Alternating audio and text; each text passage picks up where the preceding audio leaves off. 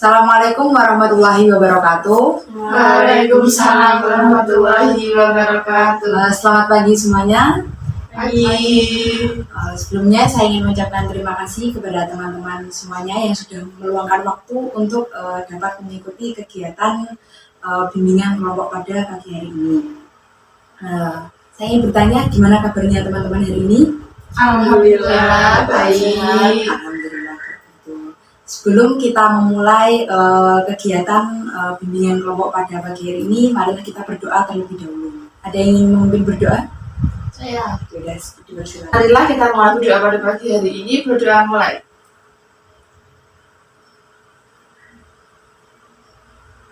Berdoa selesai. Alhamdulillah. Sebelumnya saya ingin bertanya kepada teman-teman, apakah teman-teman sudah mengetahui tentang apa itu sih bimbingan kelompok itu? Belum ya. Jadi bimbingan kelompok itu sebuah bantuan guna untuk kelompok-kelompok kecil yang terdiri dari 2 sampai 10 anggota yang disebut dengan konseling ataupun individu. Tujuan dari bimbingan kelompok ini terdapat 3. Untuk yang pertama itu untuk pencegahan dari permasalahan yang dihadapi konseli. Untuk yang kedua yaitu pemeliharaan dari nilai-nilai yang dimiliki oleh individu tersebut.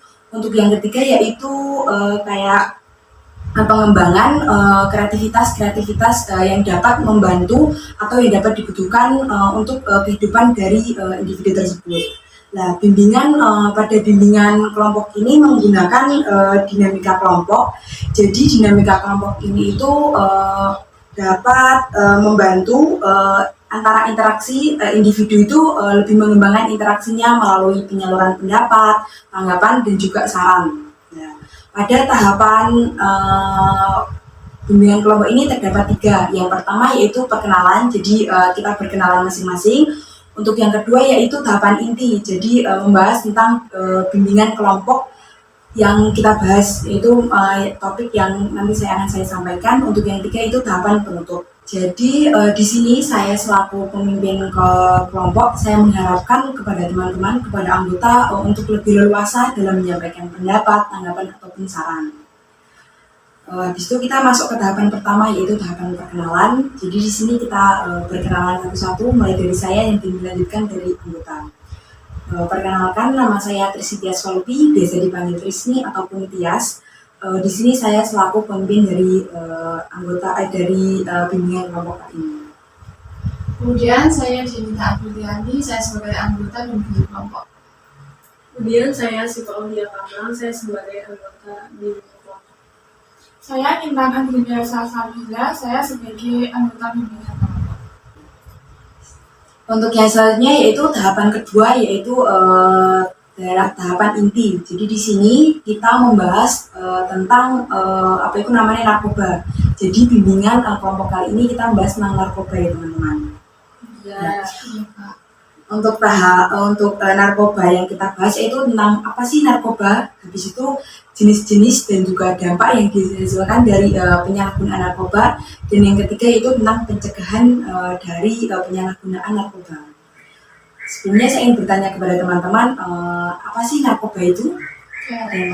Narkoba itu obat-obatan terlarang dan biasanya itu bisa menyebabkan ketergantungan.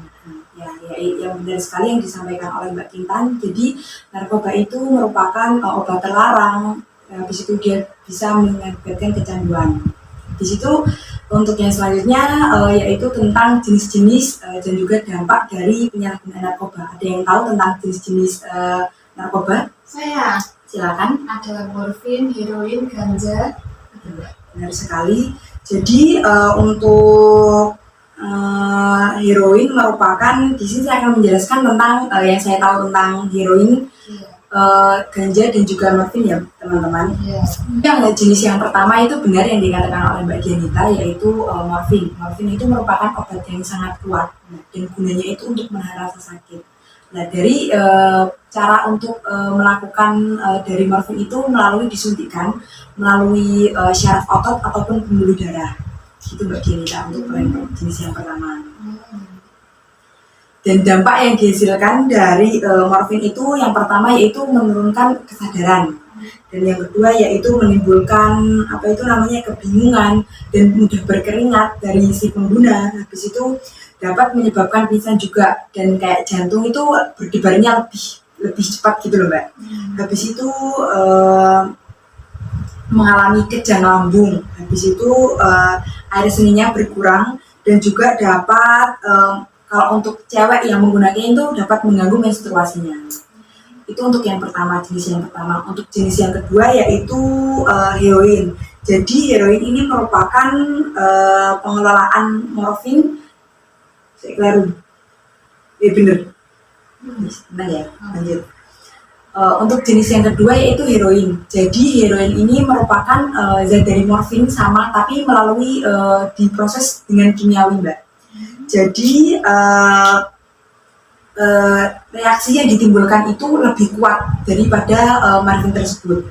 Nah, untuk jadi pengakibatannya ke otak itu lebih besar gitu loh Mbak, untuk penggunaan heroin ini.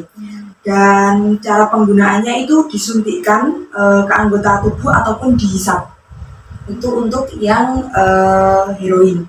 Di situ dan dampaknya yang dihasilkan dari penyalahgunaan narkoba jenis heroin ini, yang pertama itu melemahnya denyut nadi, dan untuk yang kedua yaitu tekanan darah itu juga menurun. Habis itu otot jadi lemas. Untuk yang pupil itu mengecil, dan dirinya itu juga suka menyendiri dan lain sebagainya. Dan untuk jenis narkoba yang ketiga itu ganja. Jadi ganja itu merupakan tumbuhan yang dihasilkan serat yang diambilkan dari biji dari ganja.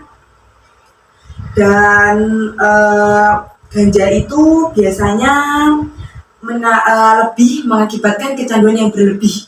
Nah, dan untuk cara penggunaannya yaitu menyerupai rokok, jadi dihisap. Gitu. Dan dampak yang dihasilkan atau efek samping yang dihasilkan dari penyalahgunaan jenis ini itu yang pertama yaitu denyut nadi dan juga jantung itu lebih cepat, jadi berbanding terbalik dari yang heroin tadi. Untuk yang kedua yaitu mulut dan tenggorokan itu kering, kan soalnya tadi dihisap kan, jadi dia mulutnya dan tenggorokannya itu kering. Dan untuk yang ketiga itu dia gampang lupa atau susah untuk mengingat sesuatu, dan halusinasinya itu lebih tinggi gitu loh Mbak kalau untuk yang ganja ini. Habis itu dia juga sulit untuk berkomunikasi kan, karena dia juga susah mengingat, jadi bakal susah gitu loh. Habis itu dia juga kadang-kadang itu bersifat agresif. Dan untuk yang terakhir yaitu nafsu makannya bertambah. Itu dari jenis-jenis narkoba. Kayaknya teman-teman sudah mulai bosan ya. Jadinya baik kita ice breaking dulu agar teman-teman bisa membalikan fokusnya terhadap topik pembahasan yang kita bahas pada bimbingan kelompok kali ini. Di sini saya akan menggunakan ice breaking tentang kelipatan. Jadi nanti apabila saya ingin menggunakan kelipatan 3, jadi seumpama saya mulai dari angka 1, nanti Mbak bintang 2, dan habis itu yang ketiga kelipatan 3 nanti bilangnya do ya Mbak. Oke, paham? Jadi nanti kalau saya bener mulai fokus lagi, ngantuknya mulai hilang, nanti kita melanjut ke materi yang selanjutnya. Ya, kita mulai dari saya, dari Mbak Jenny aja. 1, 2, 4, 5, 2, 8.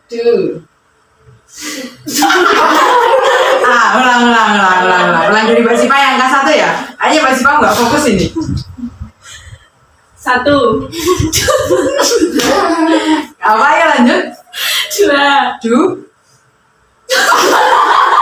Ayo, nggak fokus ini. 5, 7, 8, 10, 11. Iya. Ulang lagi dari Mbak Jenita sampai benar semuanya, nanti sampai ke angka 30 ya Mbak? Ya, 1, mulai 1. Iya, mulai 1. 2, 4, 5, 2, 8, 10, 11, 2. Ya Allah, lagi Lagi.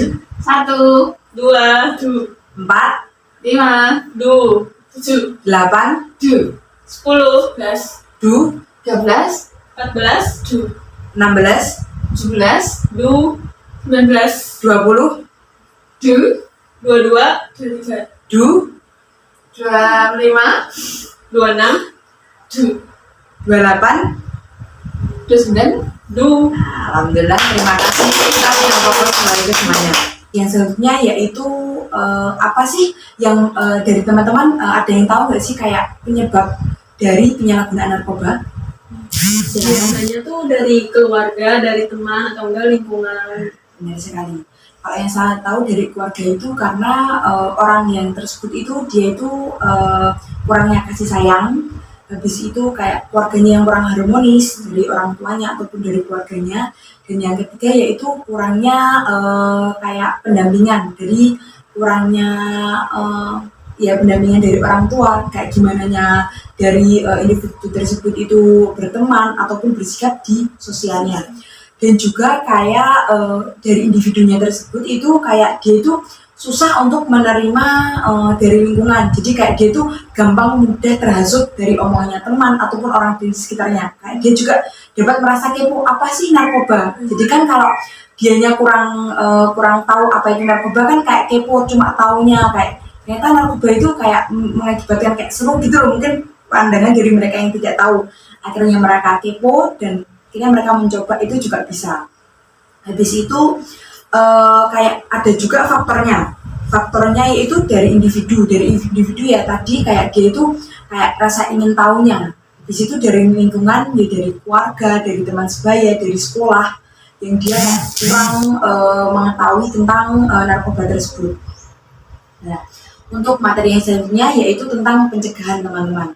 Jadi kalau pencegahan ya dari kita lihat dari faktor yang tadi dibahas. Kan kayak pertama dari faktor keluarga ya, kurangnya kasih sayang. Jadi kayak seharusnya orang tua itu lebih dapat mendampingi anak-anaknya dari apa itu pentingnya kayak narkoba, pertemanan. Jadi dari segi orang tua itu sangatlah penting. Dan juga dari individu kita dapat lebih memilih pertemanan mana yang dapat lebih ke hal positif, bukan ya ke hal yang negatif. Alhamdulillahnya pada pertemuan kali ini topik yang kita sampaikan sudah selesai. Nanti akan dilanjutkan pada pertemuan yang selanjutnya yang lebih meluas. Di sini saya ingin menanyakan kepada teman-teman semuanya, apakah ada pesan ingin disampaikan pada pertemuan kali ini? Silakan. Jadi dari bimbingan kelompok tadi, kan narkoba itu kan barang obat-obat terlarang ya Mbak, yang bisa membuat candu. Iya. Ternyata narkoba itu kan jenis-jenisnya juga banyak. Terus habis itu ternyata di antara jenis-jenis itu memiliki dampak yang berbeda-beda juga. Jadi itu bisa menjadi pembelajaran bagi saya. Iya. Nah, dan ternyata narkoba itu juga bisa dipengaruhi dari lingkungan, dari teman, dan lain-lain. Dan tadi juga Mbak Tia juga menjelaskan bagaimana cara penanggulangan itu. Jadi itu sangat bermanfaat bagi saya dan juga teman-teman. Terima kasih Mbak. Terima kasih teman-teman. Alhamdulillah pada pertemuan layanan hari ini kita sudah selesai. Terima kasih kepada Mbak Dian yang sudah menyampaikan kesan dan pesannya, dan juga kepada teman-teman yang sudah mengikuti kegiatan layanan bimbingan kelompok pada hari ini. Untuk yang selanjutnya masuk ke tahap yang ketiga, yaitu tahapan penutupan. Sebelum mengakhiri kegiatan pada hari ini, kita mengucapkan alhamdulillah bersama-sama. Alhamdulillah sudah selesai. Saya ingin bertanya kepada teman-teman, untuk pertemuan selanjutnya ingin mengadakan di hari yang sama atau mengadakan di hari yang beda dan jam yang berbeda? Yang sama. Semua yang di hari yang sama. Ya sudah, sebelumnya apabila ada kurang lebihnya saya mohon maaf kepada teman-teman. Wabillahi taufiq wal hidayah. Wassalamualaikum warahmatullahi wabarakatuh. Waalaikumsalam warahmatullahi wabarakatuh. Terima kasih.